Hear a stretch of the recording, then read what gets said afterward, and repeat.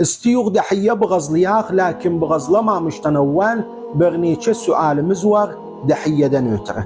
İlk sual, ennehu hası hayvandan olur dahiyye bığazlamak. İkinci sual, ennehu neçe yaşında olur bu bığazladığımız dahiyye. Bu bığazladığımız dahiyye ömrü ne kadarlık olur? Bu hayvanın ömrü ne kadarlık olur?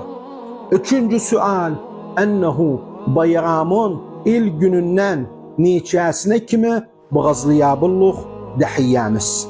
Dördüncü sual, ennehu dahiyyenin bığazlamağının vakti ha zamandır. Ha zaman bidaye iler dahiyye bığazlamağın vakti. İnşallah Allah Azze ve Celle bizi vafaklasa cevaplarız bu dört suale. Bu sualleri inşallah cevaplarız. Evvelen hası hayvandan olur dahiyye bığazlamak. İlk olur deve. Deve bığazlayasa dahiyye.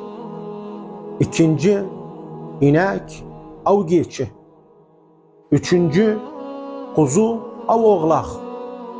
Bunlardan bu üç hayvandan olur bığazlayasayna, bu üç hayvanın birin olur bığazlayasayna şey dahiyye. Ömürleri ne kadar gerek olsun? Ömürleri devenin ömrü bığazlasay dahiyye. Devenin ömrü gerekte 5 yaşın tükadib, yani 5 yılı tükadib 6. ile geçipti. 5 yılı tükadibdi. İnek bığazlasay, av höllük bığazlasay, av geçi bığazlasay gerekte 2 yılı tükadib, yani 2 yıllık olup 3. ile geçipti. Eğer bığazlasay kuzu, av oğlak gerekte ne şey olsun? Gerekte 7 aylık oluptu, 7 aylığı tükadipti.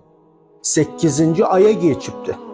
Yani eğer kuzuysa, av oğlağıysa gerekte 7 ayı tükadipti, 8. aya geçipti. Bildiğiniz ki.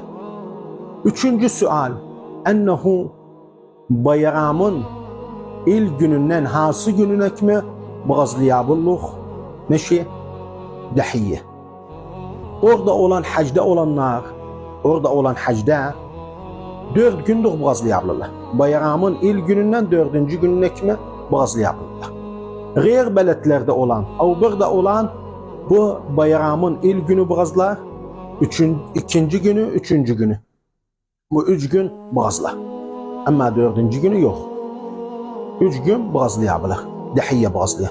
Yani bayramın 3. gününe kimi dahiyye bığazlamak istesey bığazlayabilirsey. 4. sual, ennehu ha zaman bidaye iler neşi dahiyye bığazlamağın vakti. Vakti dahiyye bığazlamağın gün nice çıktı. Yani bayram günün bugün bayramdı. Gün nice çıktı, güneş nice çıktı, o zaman bidaye eyleyebilirsey dahiyyeyi bığazlamağa. Bu 4 sualin cevabıdır ve Allah'tan isterim bizi sizi muvaffaklasın ve bizim sizi amalimiz kabul eylesin bi hurmeti Muhammedin ve Ali Muhammed.